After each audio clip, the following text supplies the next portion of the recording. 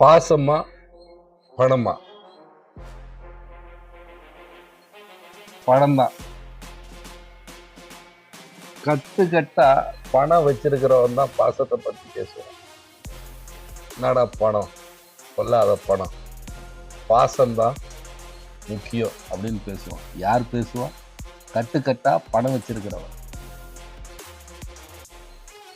உதாரணத்துக்கு பணம் இல்லாதவன் பிணத்துக்கு சமம். நம்ம ஒரு நண்பர் மத்தியிலையோ ஒரு உறவினர் மத்தியிலையோ நம்ம போகும்போது, அறிமுகம் ஆகும்போது முதல்ல அவங்க கேட்குற கேள்வி, நீங்க செய்யற தொழில் வேலை என்னன்னு தான் கேட்பாங்க. அது ஏன் தெரியுமா கேட்குறாங்க?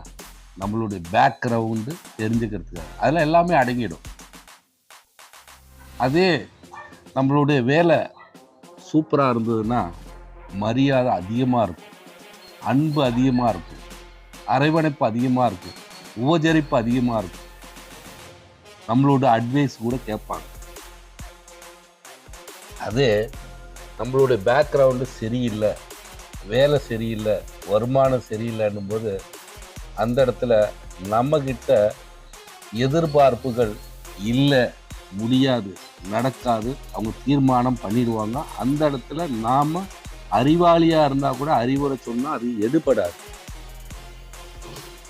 அந்த அளவுக்கு வேல்யூ உள்ளது பணம். புரியுதுங்களா? கடன் நிறைய வச்சிருக்கிறான், அவன்கிட்ட அன்பு எதிர்பார்க்க முடியாது. ஏன்னா அவனோட மைண்ட் ஃபுல்லாக கடன் தான். அப்படி இருக்கும்போது நாம் என்ன செய்யணும்? பணம் கோடி கோடியாக சம்பாதிக்க முடியாது. கடன்காரனாக இல்லாமல் சிக்கனமாக இருந்து வாழணும். சிக்கனமாக இருந்தால் கடனாளி ஆக மாட்டோம். வருமானம் வருதுன்னு சொல்லி இருக்கிற கையில் இருக்கிற காசெல்லாம் செலவு பண்ணி கடைசியில் கடன்காரனாகி குடும்பத்து மேலேயும் நண்பர்களையும் பாசம் செலுத்த முடியாத சூழ்நிலையில் வந்துடுவோம். அதனால் பணம் இருந்தால் தான் பாசம் செலுத்த முடியும், அன்பை செலுத்த முடியும். இல்லைன்னா நடிக்கலாமே தவிர உண்மையான பாசம் எதிர்பார்க்க முடியாது.